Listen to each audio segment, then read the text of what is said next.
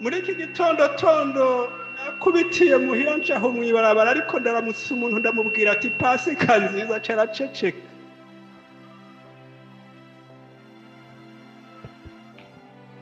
Hama rero arambwira ngo ibyo wambwiye sinabitahuye. Ariko kandi bitangaje kuko biravana kuko abantu bose usanga bubakiye ku kwizera kwabo. Turi kumwe yemwe.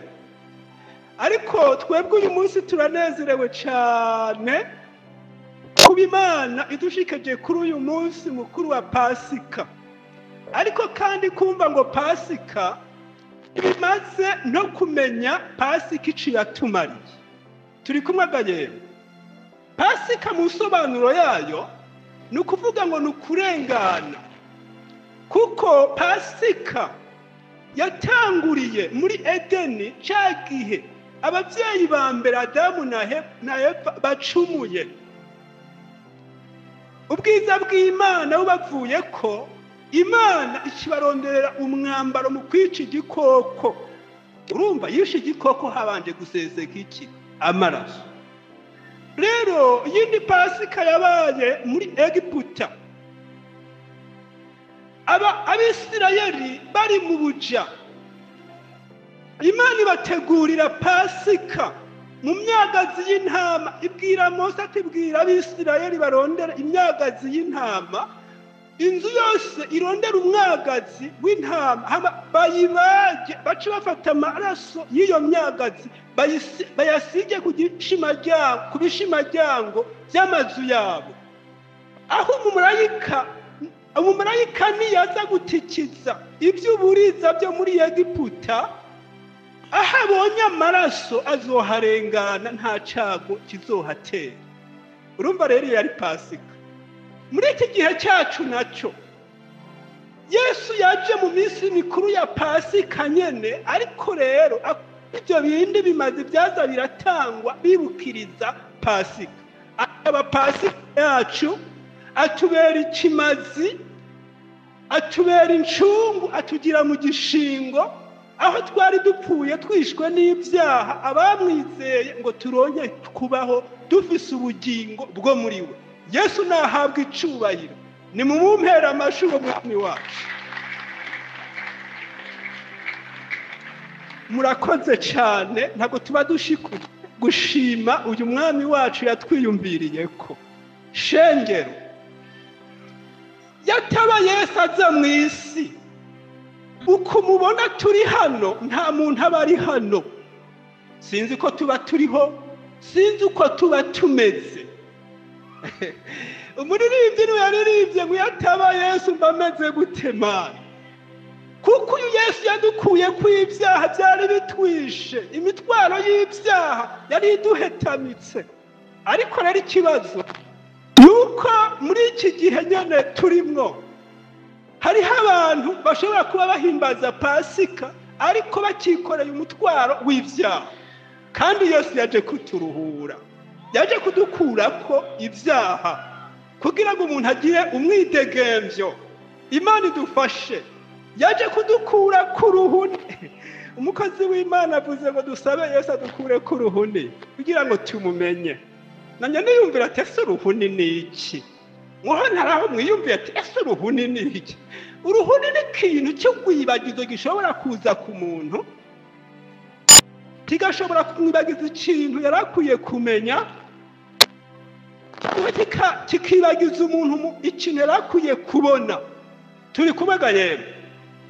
N'uruhuni ni ikintu kiza mu bwenge bw'umuntu, umuntu akaba ahandi hantu akibagira icyo yarakwiriye kumenya. Namye niyumvira rero muri aya majambo tumaze gusomerwa ukuntu ababigishwa ba Yesu bari bakunda Yesu, ariko kandi bari mu nzira ngo bayage ibyiwe ukuntu Yesu yari umugira neza, agenda aragirira abantu neza. Yesu aza imbere yabo agendana nabo ntibamumenya. Ariko rero Yesu amaze kumva yuko babaye inyobegwa badatahura ibyanditswe, ijambo Yesu yari yaravuze yuko azova hama akazuka.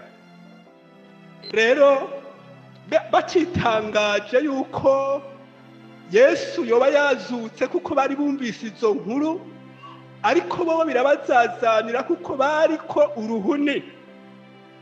Ariko Yesu mu kiganiro ciwe nko twumvise atanguye kubaganirira bumva ivyiwe biraryoshe, ivya Yesu biraryoshe. Rero ngo arizimonza nk'uwagomba kurengana imihana bajako, ariko rero bababahitse baca baramugobera kuko bumvise ivyiwe bimeze gute, biryoshe. Ati gumana natwe kuko umunsi ukuze kandi bugira bwire. Yesu nawe amugobeye kuko mu byari byamuzanye yagomba ko abantu bamurondera kugira ngo agumane nabo. Nawe rero acarakataje iwabo acagumana nabo, acatangura gukora cya gikorwa cyo kumanyagura imitsima. Bagize gutya noneho rwa ruhuni kubw'ubushobozi bwa Yesu, ubwo ruhuni rurabavako baca baramumenya. Ati burya yari Yesu. Babibwirwa n'amajambo yari karavuga, imitima yabo igaciga urugumba n'ukuntu yamanyaguye imitsima. Rero twumvise ijambo rirakomeye cyane ngo dusabe Yesu adukure ku ruhuni kugira ngo tumumenye. Aha nyine twoca turangiza kuko aya majambo arahagije. Naho kumurenza gusoma muri Bibiliya ijambo ni rya kare. Turi kumwe? Reka dutera tuje imbere rero kugira tuziga mu mwanya, kubera dufise uyu mwanya reka twongere ko ayandi majambo. Ariko aha dutanze n'ikibazo umuntu ngo yishure, umuntu kumbure ariko uruhuni arashobora kwiyumva. Turi kumwe? Erega umuntu aja mu busambanyi mu by'ukuri raba ni mu rupfu. Erega umuntu ajayo kubera ari kwiki, umuntu ajya kwiba kandi azi ko no kumwica bomwica, ni ukuvuga ngo aba ari kwiki.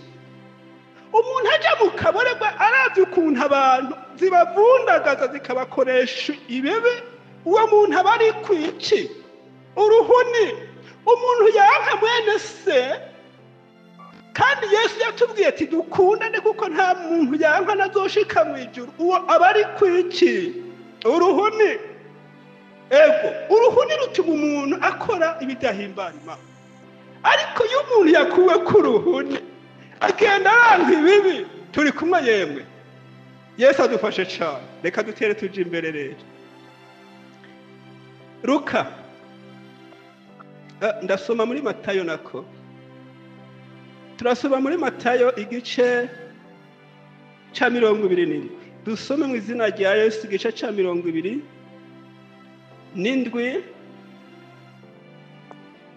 Turasoma duhere ku murongo wa 62. Tugiye gusoma mu izina rya Yesu. Urupapuro inomero 40 mu nomero zo hepfo. Ku ndanzi y'amajambo handitse ngo barinda imva ya Yesu. Turaza kubandanya no mu gice ca 28 tubandanye dushitse ku murongo wa 9.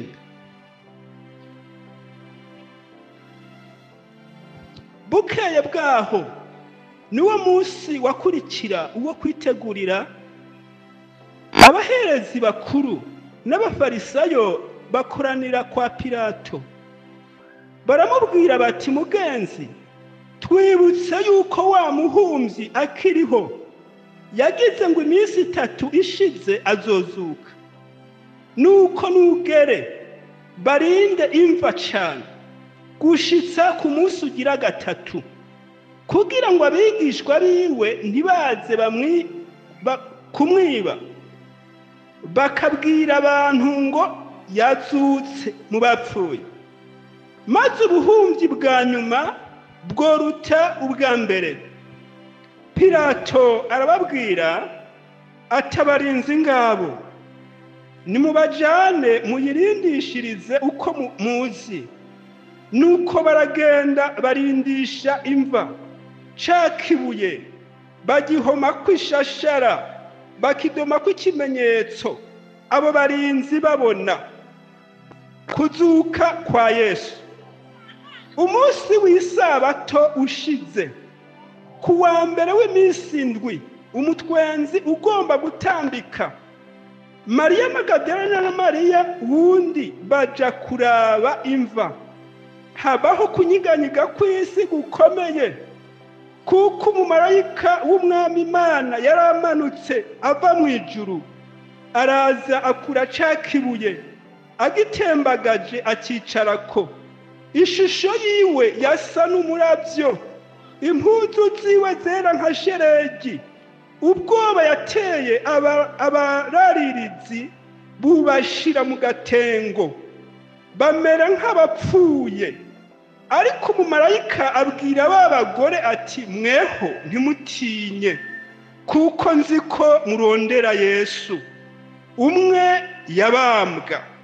Ntari hano, kuko yazutse, nk'uko yavuze ngo murabe aho umwami yararyamye. Nimukwakwanye mubwire abigishwa biwe yuko yazutse mu bapfuye, kandi azobitangira imbere kuja i Galilaya. Iyo niho muzomubonera. Nuko n'ivyo ndabibabwiye. Bava kumva n'ingoga, bari n'ubwoba n'akanyamuneza kenshi, birukanga kubibwira abigishwa biwe.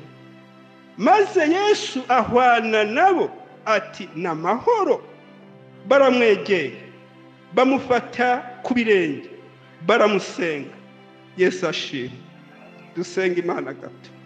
Nyene icubahiro mukunzi mwiza Yesu Kristo, turagushimiye iteka waduteye kuri uyu munsi, kugira ngo tubeho kuri uyu munsi aho twibuka intsinzi yawe. Habwa icubahiro, ishengero ryawe warikoranije, niwe worihembuza aya majambo turiko turumva. Uducungerere umutekano, maze ivyo ugomba byose bibe, mu izina rya Yesu Kristo mwami wacu, amen. Yesu ashimwe.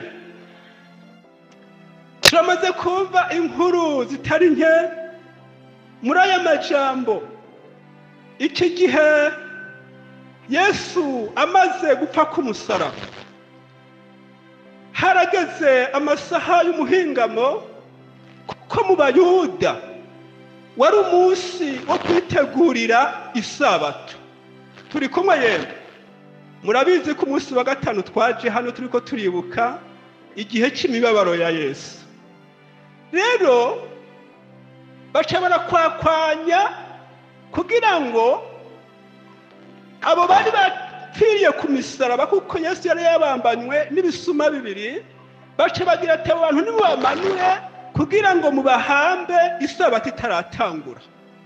Rero Yesu ari mumva amaze guhambwa, baca baribuka amajambo Yesu yari yaravuze yuko mu minsi 3 ashobora gusambura urusengero agubatse. Ni ukuvuga ngo yavuga umubiri wiwe yuko azodupfira, hama agahambwa mu minsi 3 akaba azutse. Yesu ashimwe cyane. Baca kwa Pilato rero ati, yewe ibuke, beba mwita umuhumvyi.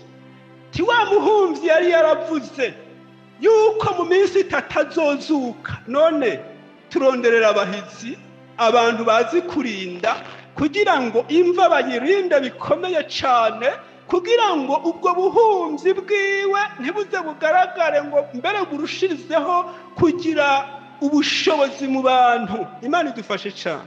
Icyo gikorwa rero baragikora. Rero baca barazana abo barinzi, babashiraho ku mva ya Yesu, bashize ku ikibuye bagishako ikimenyetso,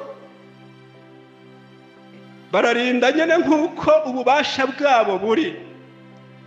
Aha rero twasomye muri iki gice ca 28, duhereye ku murongo wa mbere, twasomye aya majambo avuga ngo kuzuka kwa Yesu.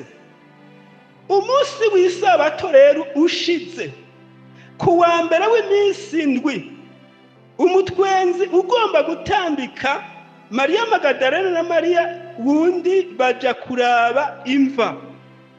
turi kumwe. Umunsi w'isabato ugize gute?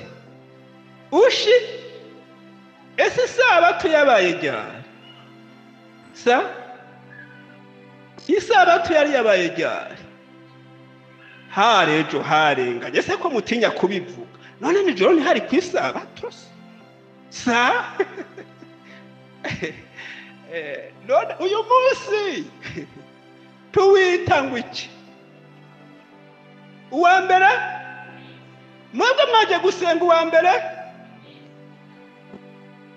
None kuki mudasenga ku isabato?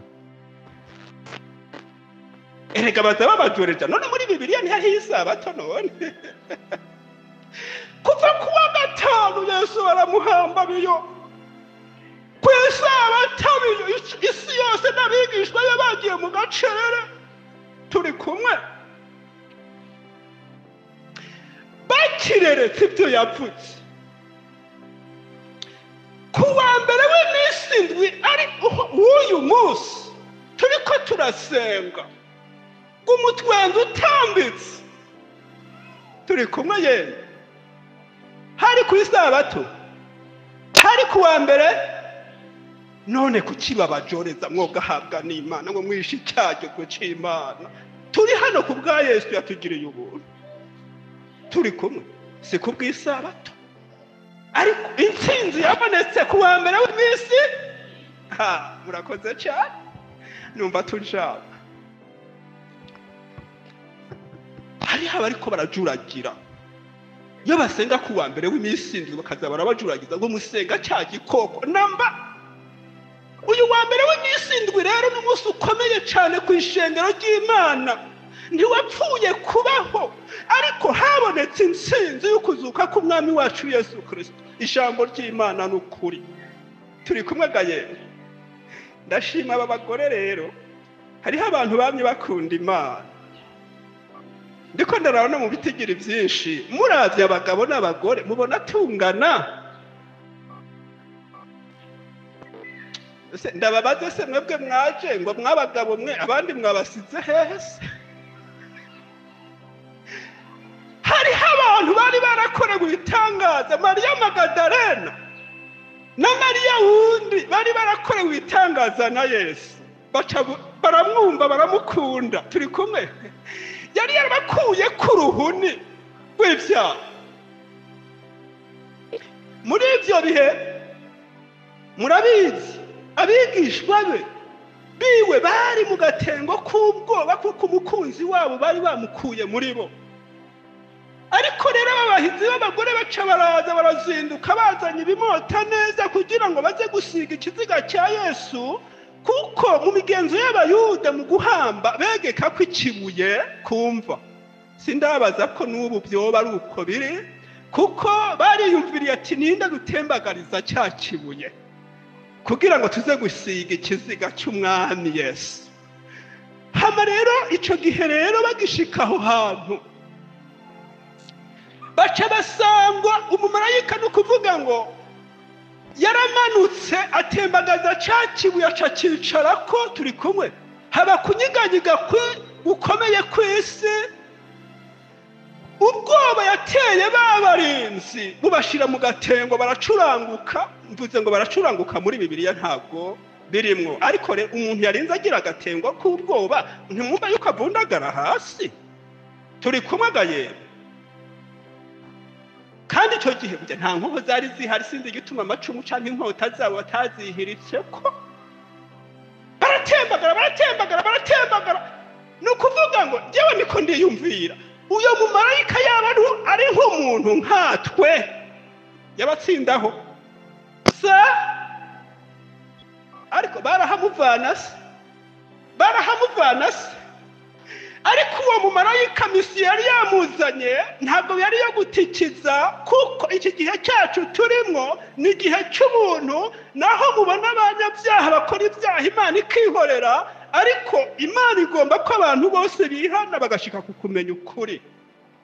Arabareka ati nimugenda, ariko murahushwe. Mugenda muvuga iki?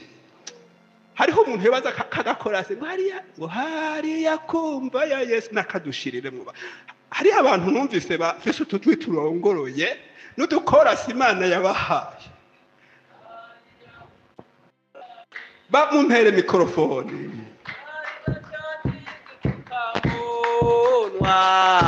Boni tumenye ko yazutse hariya kumva bari batanze igipfukamunwa.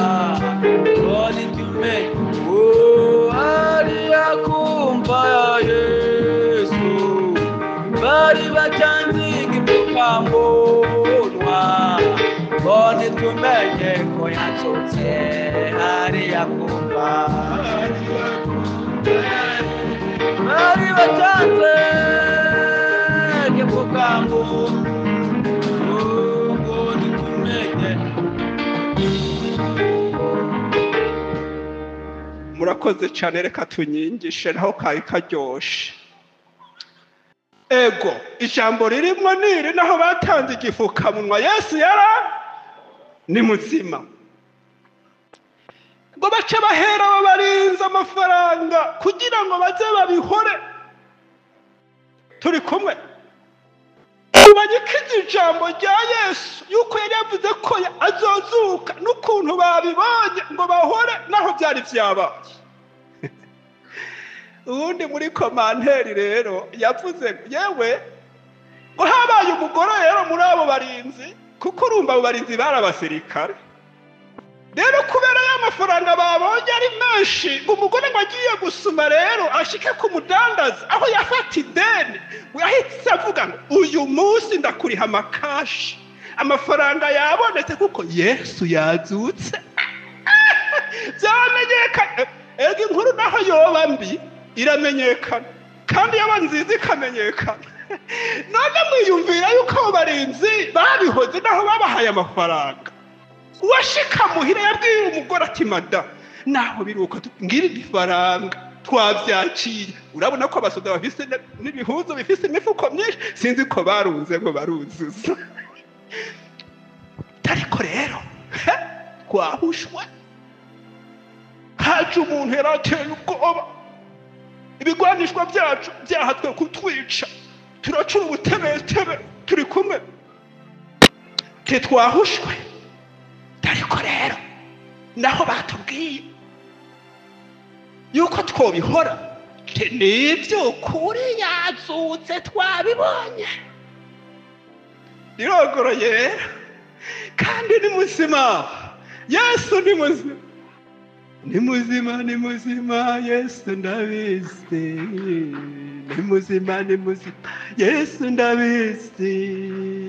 Ni muzima, ni muzima, Yesu ndabizi. Oh, ni muzima, ni muzima, Yesu ndabizi. Gatore, reka dutere tuje imbere tuvuge ijambo shimikiro. Uyu mumarayika yabwiye abo bagore b'abahizi ngo ariko mweho ntimutinye, kuko nzi yuko murondera Yesu. Ntari hano yazutse. Inkuru nziza. Ijambo nyamukuru ni abarondera Yesu ntimutinye. Turi kumwe yewe? Abarondera Yesu ntimutinye. Niryo jambo nyamukuru. Nanye niyumvira none uyu Yesu tumurondera gute, kuko abantu barafise ibintu barondera byinshi hano mu isi mu kubaho. Turi kumwe ye? Kugira ngo tubeho turarondera ukuntu umuntu yorondera ivyo mubeshaho. Abantu bararondera amafaranga, bararondera aho boba, uko borima, inzu bashobora kubamwo. Ivyo muri ubuzima burya ni byiza yemwe, kuko turi mu isi dutegezwa kurondera ibitubeshaho. Turi kumwe yemwe? Ariko icyambere muri byose cy'ingenzi ni ukubaho umuntu ariko ararondera uyu Yesu. Turi kumwe yemwe? Kuko naho wo kwitwararika ibyo ariko Yesu utamurondeye ngo abe ubugingo bwawe ucuba ku ruhuni. Turi kumwe yemwe? Yesu adufashe cyane. Usonye mu gitabo c'Imigani igice 8 ku murongo wa 17 havuga ngo nkunda bankunda kandi abandondera ubudahumeka bazombona. Turi kumwe yemwe? Abantu rero barondera Yesu n'abantu iki gihe bariko bagenda bitandukanya n'icyitwa icaha. Turi kumwe yemwe? Yesaya 5:5 ku murongo wa 6 niho havuga ngo ijambo ry'Imana havuga ngo murondere uhoraho bigishoboka kwabona, mumwambaze akiri umunyabyaha areke, ugaritanya areke, agaruke kuko gwakunda kugira gute guharira. Ni ukuvuga rero nubwo buryo bwo kumurondera, kuko uyu Yesu yaje kudukura ku imitwaro y'ibyaha. Turi kumwe? Hariho abantu uyu munsi rero ko bahimbaza Pasika ariko Yesu ataronse ikibanza muri bo, batariko baramurondera ariko bariko bararondera ibintu bimubabaza, kuko abantu bariko bararondera ibyaha bongera kumusubiza ku musaraba. Hariho abantu bishimira iby'uyu munsi Pasika ariko kandi ukamusanga baricyari mu byaha. Kandi hatuvuze ngo Imana iradukunda umuntu ntaba ashikuje. Turi kumwe? None kuba turiho, kuba twaramutse, Imana ntidukunda none? Kuba twashitse hano, Imana ntidukunda? Kuba warariye, Imana ntigukunda? Kuba ufise amagara meza, si urukundo rw'Imana? Ariko rero birashika ko kubwo rukundo rw'Imana rukaba tubesheje hano. Ariko rero icy'ingenzi kinezera Imana nuko umuntu abaho atandukanye n'icaha, akamenya igiciro cy'amaraso Yesu yatanze ku musaraba, ikimaze cyacu. Twarakunda kuririmba rero indirimbo ivuga ngo abantu b'iyisi bibaza bati ko Imana idukunda birahagije, ntibibaza igiciro cy'amaraso y'umwana w'Imana y'ababiri. Agakiza karabonetse, abakizwa ni benshi, nitunezerwe eherabire muri ruguru. Yesu ashimwe ko twugururiwe irembo ry'ubuntu bw'Imana, twugururiwe irembo ryo kuronka agakiza, twugururiwe irembo ryo kurondera Yesu, kandi abamurondera baramubona mu buryo bwo kwicisha bugufi, mu buryo bwo kwitandukanya n'icaha. Abo nibo badatinya. Tuvuze ijambo gutinya, hari ikintu gituma abantu bamwe bagenda batinya bafise ubwoba. Icyaha ni kiri. Turi kumwe agayewe? Ese mwiyumvira aba barinzi uruhande barimwo? Ese bari mu ruhande rwo kurondera Yesu canke bari mu ruhande rwo kurwanya Yesu? Rwo kugira gute? Rwo kurwanya Yesu. Umuntu arashobora kuba mu ishengero ari mu ruhande rw'abagwanizi ba Yesu, kuko umuntu atumvira ijambo ry'Imana agakora ibyo Yesu agakora ibinyuranye n'ibyo Yesu agomba, aba ariko agwanya ibya Yesu. Turi kumwe agayewe? Ese ndababaza, aba barinzi barahumurijwe canke babaye mu bwoba? Babaye mu bwoba, kuko bari mu ruhande rw'abagwanizi ba Yesu, batari batahuye Yesu. Rero iki gihe birashika umuntu akabaho mu ishengero, akaba ku ruhuni, akaba mu kugwanya ivy'Imana, kuko umuntu yumva ijambo ry'Imana rikamubwira ati ntugasambane, ariko kandi nawe agacaja mu byo by'ubusambanyi. Ababaye umurwanizi wa Yesu, ababaye umwansi w'Imana, kuko Bibiliya ivuga ngo abantu bakora ibyaha baba bigize abansi b'iki? B'Imana. Imana idufashe cyane.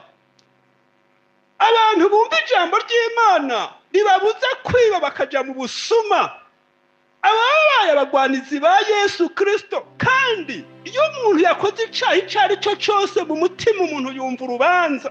namwe usoma muri Bibiliya ngo iyo imitima itadutsindishije dushira iki? Ubwoba. iyi ndemeshanyo rero y'aba bantu bari ko barondera Yesu na n'ubu iriho ku bantu bari ko bararondera Yesu n'imitima yabo bakagenda bitandukanya n'icaha naho baba bari mu bibazo mu mageragezo bazabumva ijwi bariko barondera Yesu. Rega tumurondera ubwa mbere mu kwezwa tukamurondera mu gusenga. Turi kumwe yemwe? Kuko iyo umuntu ariko arezwa aba ahawe uburenganzira bwo gusenga, kandi uko gusenga kukaja gushikira Yesu agaca mutabara mu bibazo arimwo. Rero abantu bameze uko nibo bumva ihumure, naho baba bari mu bibazo barumva baremye, bakumva bararemeshwa naho baba bari mu ngorane, kuko uyu Yesu naho ari mu ijuru aguma akorana natwe hano mu isi ku bwa mpwemu wiwe. Nashimwe cyane. Rero bakundwa, nanye niyumvira kuri aya majambo nca nsanga iki gihe cyacu naho turiko turibuka Pasika, ariko mumenye neza iki gihe cyacu turimo n'igihe dukwiye kwitegurira ukugaruka kwiwe. Turi kubagaye. Yesu adufashe cyane. Ububasha bwa Yesu yarabwerekanye. Ubwa mbere Yesu yarazutse, kandi ikindi naco Yesu ari mu ijuru adusengera, yagiye kudutegurira ibyicaro b'abantu bariko baramurondera n'umutima uciye bugufi. Rero ndanya nibaza ku ijambo ry'Imana, nsanga naho biruko birashika nshuti yanje wewe waje uyu munsi kumviriza ijambo ry'Imana uriko urahimbaza Pasika, ariko hari ivy'umwansi yazanye ku mutima wawe bigutera uruhuni. Uyu munsi rero ndakugira inama, uyu munsi uce utakambira Yesu kuko ari hano. Uyu munsi aje gukura kubwo ruhuni ku mutima wawe, uce ushishikara kumumenya umutahure. Namye nibaza rero mu ijambo ry'Imana nsanga uwundi yanditse ni Yohana, aravuga ngo gukora ivyaha ntikubereye abana b'Imana. Umuntu amaze kuba umwana w'Imana akizera Yesu Kristo, yasubiye mu vyaha ngo aba yongeye gusubiza Yesu ku musaraba, yongera kumutoneka muri za nkovu, yongera kumushirako ya mibabaro yaba yishize ko rimwe. Agomba ngo tumuremeke ibigabitanyo vyacu, duce turuhuka mu mitima, tugendane umwidegemvyo, hama tumwitegurire, kuko iki gihe turimwo nico kwitegurira ukugaruka kwiwe. Tugiye gusoma mu vyahishuye Yohana.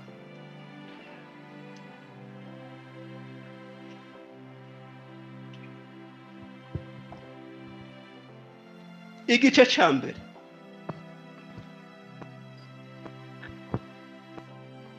Turasoma duhereye ku murongo wa 5, ariko hariya hepfo gatonya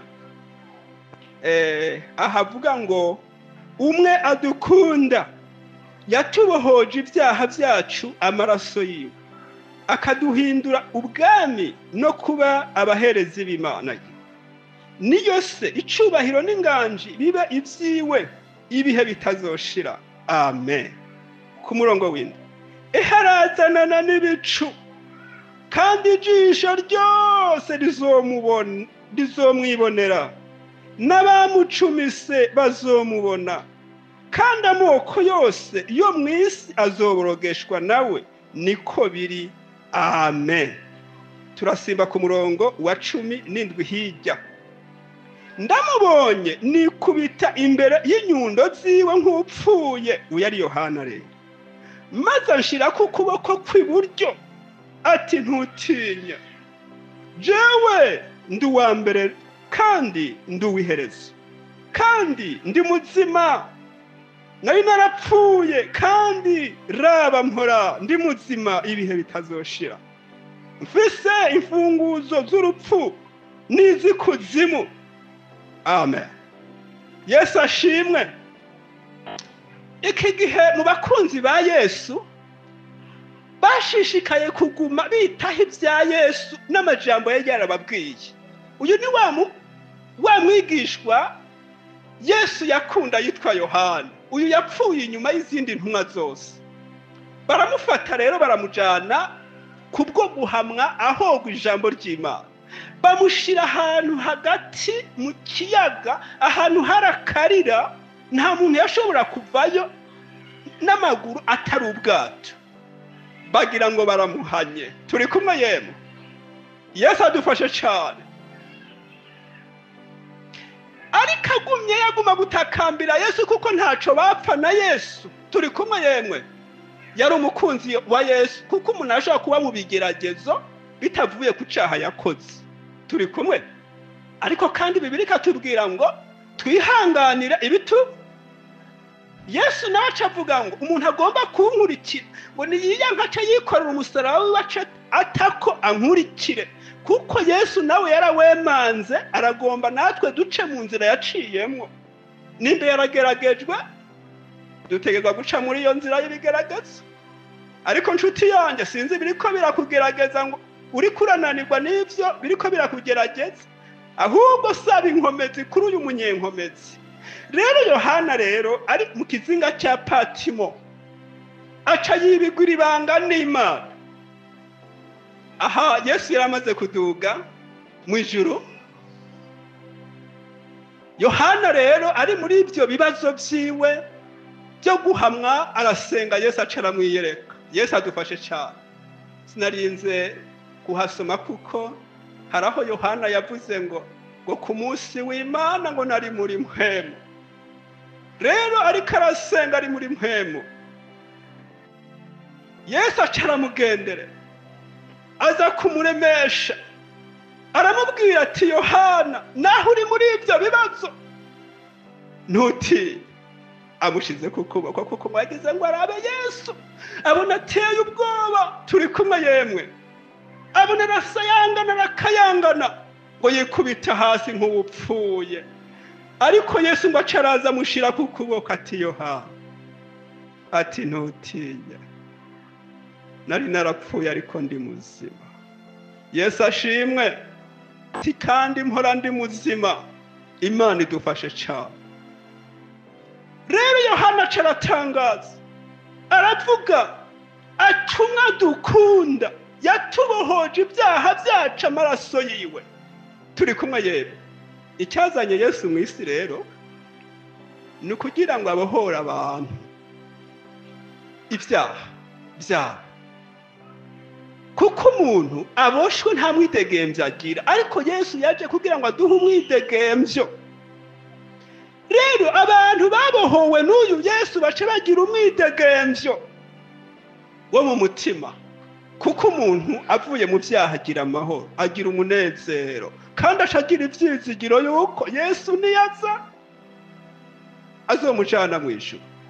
Murumva ivyo vyizigiro by'abantu babohowe na Yesu batari ku ruhuni, baragira ivyizigiro. Ariko rero aha Yohana acaravuga rero kandi naho biri uko Yesu akaba yaraduze mu ijuru, ate harazanana n'ibicu, kandi ijisho ryose rizomwibonera, n'abamucumise bazomubona. Niko biri. Amen. Urumva amen risobanurwa ngo niko biri. Turi kumwe yemwe? Yesu adufashe cyane. Abamucumise, tuko turasoma Bibiliya, turabona Yesu amaze kubambwa ku musaraba, umusoda yaciye azana icumu aca mucumita mu rubavu. Turi kumwe? Mbega abo bamucumise n'ujya musoda canke ni jewe nawe? Ninde? Erega yacumitiwe ibyaha byacu. Erega uyu muntu asubiye gukora ibyaha, ni ukuvuga aba yongeye kumubamba, aba yongeye kumucumita. Yesu adutabare cyane. Rero iki gihe cyo kuza kwiwe kizoba ari igihe gikomeye cyane, kuko twumvise ngo amoko yose yo mu isi azoborogeshwa nawe. Turi kumwe yemwe? Ariko rero ndiko ndaraba ijambo ry'Imana, bahigwe n'abantu bariko baramurondera, kuko ubwoba burashira kandi bafise indemesho iyo abandi bazoba bariko baraboroga uyo muntu wazorema, kuko Yesu agira ati ntutinye. Imana idufashe cyane, Imana idufashe. Rero bakundwa, icyo Imana igomba, iragomba ngo uyu mwami Yesu Kristo yatuziye mu isi tumwizere, twemere ko adukura ku ruhuni rw'icaha, aca abana natwe tuba abakunzi biwe. Igihe nicyashika niyagaruka aza tujana, kandi Yesu agitevye nawe urupfu nago ruragira gute? Ruraza. Aha turi hano twari ku kigandaro rero, uwo twari kumwega asoma ijambo ry'Imana, twari tuvuye guhamba mwene data umwe aheruka gutaha. Nibuka ijambo yavuze, yaravuze abantu bose rero baca barakangararo. Yavuze ati bure uwaragiye, ati rero muri uyu mwanya ntawuzi umuntu agiye ku nimero agiye ku rutonde. Bose bumva baca, umwe aca yibaza ati ni jewe. Erega none Yesu agitevye, none umuntu ntarengana akagenda sa. Ariko Bibiliya nayo ikavuga ngo hahirwa abapfapfiriye he mu mwami, baba baruhutse ubutame bwabo. N'abantu bizeye Yesu Kristo, kuko uyu Yesu yapfuye akazuka ku bantu bamwizeye naho bazoba barapfuye. Ni ukuvuga mbere ngo urupfu rw'abantu b'Imana ntabwo rwitwa urupfu. Bibiliya ivuga ngo baba basinziriye. Umuntu asinzira arongera kwikangura. Turi kumwe ga yemwe, kuko Yesu yaratsinze urupfu. Rero ntirukadutera ubwoba, ariko duterwa ubwoba n'icyitwa icaha. Erega icaha nibwo ruboyi rw'iki? Rw'urupfu. Kuko umuntu ariko akora icaha, Bibiliya ivuga ngo ingero y'icaha ni iki? Ariko ingabire y'Imana n'ubugingo budashira tubonera muri Kristo Yesu. Yesu ashimwe cyane. Uyu Yesu rero yaduteguriye ukubaho, kuko yarazutse aba muzima. Ariko rero nitwijajare ngo tube ku ruhune, ngo twiyubagize yuko Yesu agiye kugaruka. Ariko turakwiye gutegura imitima yacu kugira ngo niyaza azasange tumwiteze. Nshuti yanjye, wowe uri hano, hari ibyo Shetani yandurishije umutima wawe. Uyu munsi urakwiriye kubyiyambura, urakwiriye gusaba Yesu akagukura kurwo ruhuni, hama nawe ukamumenya, ugaca ugira amahoro muri we, ukumva ihumure muri we. Muri Yesu hari amahoro, hari guhumurizwa. Imana idufashe cyane. Rero arahiriwe uyu munsi umuntu uyu munsi ariko ararondera uyu Yesu, kuko n'iki gihe nyene bigishoboka, kuko ivyejo ntitubimenya, tumenya ivy'uyu munsi. Imana idufashe cyane. Rero nshuti yanje, wowe uri kuriyobagiza iby'aya majambo y'Imana, uzohavumera nk'aba barinzi batewe n'ubwoba bakaja mu gatengo bagomba gupinga ibya Yesu. Kuko umuntu ariko akora ibyaha akanka kubyihana, ariko apinga ibya Yesu. Tumvise ijambo ry'Imana ngo niyaza abantu bapinze ibyiwe, amahanga, abantu banze kumwizera bazoborogeshwa nawe, kuko afise ububasha. Iki gihe ari n'intama, ariko azoza ari n'intama. Iki gihe turi mu gihe cy'imbabazi, ariko intebe y'imbabazi azoyivako yicare ku ntebe y'ubucamanza. Ariko rero no kugira inama, uyu mwanya tugomba gusenga Imana. Ijambo ry'Imana ryavuzwe mu Kirundi, wumvise ibyawe mu mutima wawe, uriyizi, fata ingingo nawe ugire Pasika nziza. Amaraso ya Yesu nawe akubonekeko, kuko ijambo umuririmbyi nako yaririmbye ngo uhoraho mucamanza abonye ko amaraso ntamucira urubanza rubi. Mu gihe cya mbere batangira ibimazi kugira ngo umuntu ashobore guharikwa, ariko Yesu atanga ikimazi kimwe ku musaraba.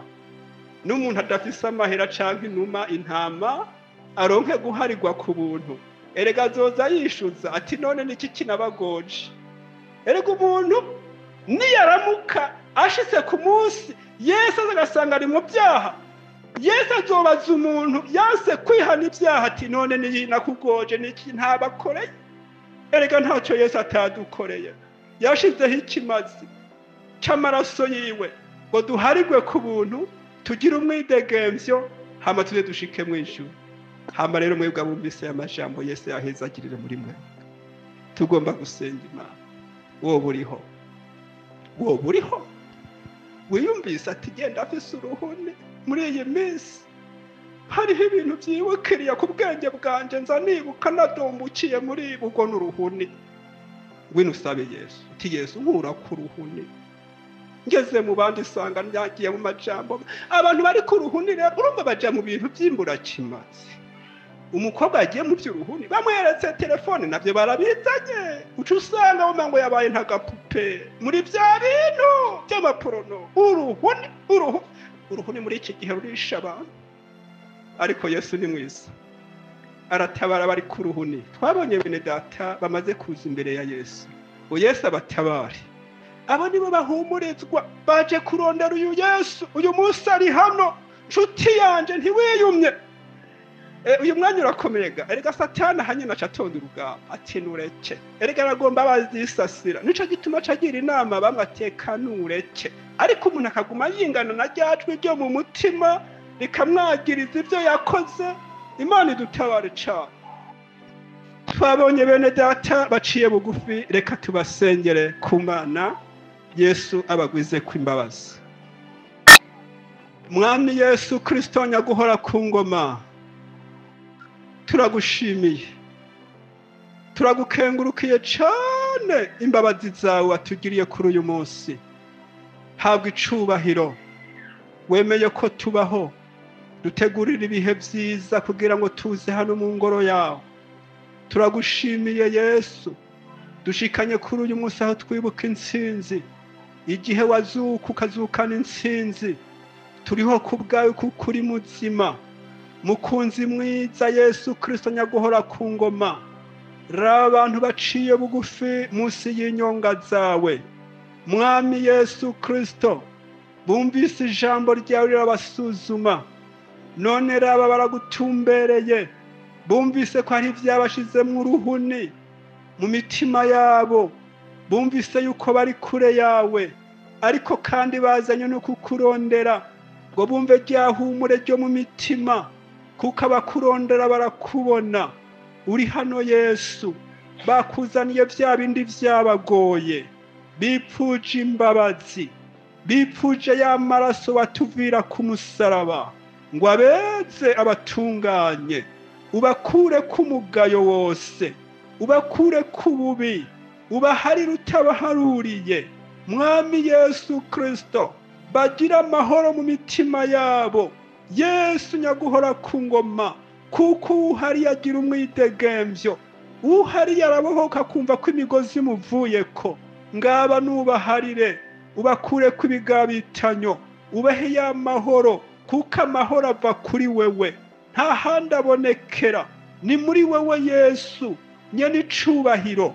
Nubeze ivyabarega bikugweho, bifutwe n'amaraso yawe, bumva amahoro, bumva umunezero, ubwoba buhere, baronka indemesho yo mu mitima yabo. Ubemeze ko ari abana bawe, yuko Yesu ivyabagiriza uzoba wabibahariye. Urakoze cane, turagushimiye, turagukengurukiye Mwami, turagushimiye kubahariye. Mu izina rya Yesu Kristo Mwami wacu tubisavye, amen. Ego twagomba muri uyu mwanya dusengera abantu bagwaye. Abagwaye bohagarara aho bari, bakizera Yesu kuko n'umukiza w'imitima n'imibiri. Wizere Yesu kuko niwe muganga ashoboye byose muri ubwo bugwayi bwawe, nta kimunanira. Umwizere aragukiza. Kandi duca dusengera n'abantu bipfuza ubushobozi bwa mpwemu yera, nabo nyene bahagarara aho bari, tubasengere mu izina rya Yesu. Ego reka dusenge Imana, dusengera abagwaye. Mwami Yesu Kristo nyaguhora ku ngoma, turagushimiye cyane uyu mwanya mwiza uduhaye ku buntu. Uri muganga mwiza ukiriza ubuntu. Yesu waduteye iteka kuza aha hantu mu ngoro yawe. Raba abantu baciye bugufi munsi y'inyonga zawe. Bamwe barahagaze, barafise ibibazo mu mibiri yabo vy'ubugwayi. Nyene icubahiro mwongere mwiza, wowe muganga ushoboye byose, turabasengeye mu izina rya Yesu Kristo mwana w'Imana nzima. Yesu, ikiganza ciza cawe kibabeko, ubakorera ibitangaza nk'uko umuntu wese ubona amerewe. Uhagarika imisonga, uhagarika uburibwe abantu babufise buhagarare. Abagwayi ibitero by'abadayimoni turabikankamiye mu izina rya Yesu. Dusabye umuriro mvajuru wururu kutongore byose, ibitakuvako byose turabitamuje. Turasabye Yesu imisozi ngwara ikugweho, kandi saba gusa hariho abari mu bitaro, babandi twama tukwereka Mana basinzikariyeho, abari ku misego mu mihana, ububasha bwawe ntaho budashika. Yesu busanga abo bose bakwizigiye. Mwami wiyerekane wihesha icubahiro, ubakorera ibitangaza. Amashimwe n'icubahiro n'ibyawe, nyaguhora ku ngoma. Ntibagende basuhuza imitima bagufisura umutabazi, biyereke bakubone, babone ubwiza bwawe no gutabara kwawe. Urakoze, turagushimiye, turagukengurukiye mwami kubakijije mu izina rya Yesu Kristo mwami wacu, amen. Ego kadusabe mwarimu Godansi ace asengera aba bantu bipfuza ubushobozi bwa Mpwemu Yera.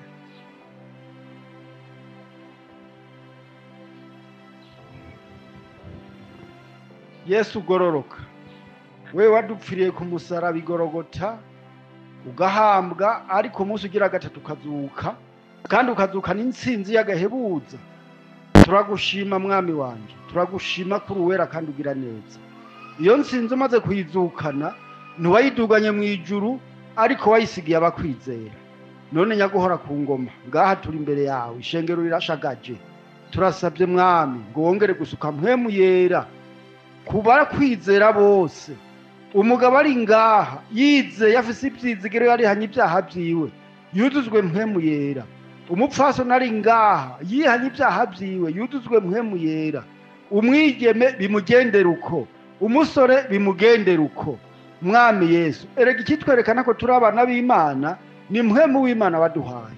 None nyaguhora ku ngoma, tanga iryo sezerano waridusezeraniye. Waridusezeraniye ko mu gihe cy'iherezo nk'iki uzosuka Mpwemu Yera ku bari n'umubiri bose, abagabo bakuduzwa Mpwemu Yera, abana batoya n'abakobwa n'abahungu bose bakuduzwa Mpwemu Yera, mbere bakavugishwa nawe. None turasabye mucunguzi, iryo sezerano nirudushikeko, rishike kuri umwe wese ari ngaha ateguye ubugingo bwiwe, ave ngaha yuzuye imbizi z'amazi ziva mu bwami bwo mu ijuru. Iyo mvura y'umugisha itugweko, igwe ku bakozi, igwe ku baririmbyi, igwe ku basenzi, abantu bose bakubaha bakagukorera mu kuri no mu mpwemu, buzuzwa ubwo bushobozi bwa Mpwemu Yera, kugira ngo bashishikare kunesha wa mubi, baneshe uyu mubiri, baneshe iyi si, baneshe wa mwansi. Urakoze data, urakoze kubyemeye, nuko turabigusabye, kandi wavuze ngo dusabe tuzohabwa, tudodore tuzokugururirwa. None nyaguhora ku ngoma, turadodoye ku rugo mu ijuru, turasabye ngo Mpwemu Yera amanuke yuzure kubafise umubiri bose, kugira ngo babashe kukubaha no kugukorera muri byose. Urakoze, uru rugendo turimo ruratugoye, tudafise Mpwemu Yera ntitwogwishoboza, ariko Mpwemu Yera aturongoye, akatuja imbere, akatugira inama, byose birashoboka kandi bikagenda neza. None rero turagushimiye ko ibyo byumvise kandi ko bidukoreye, nuko tubisabye mu izina ryawe ryera Yesu, amen. Bari baje gukorana na Ndobeke yarimo, Mwemu yera niho yaza atumwe n'Imana. Mwami tuma nona inkomezi zamwe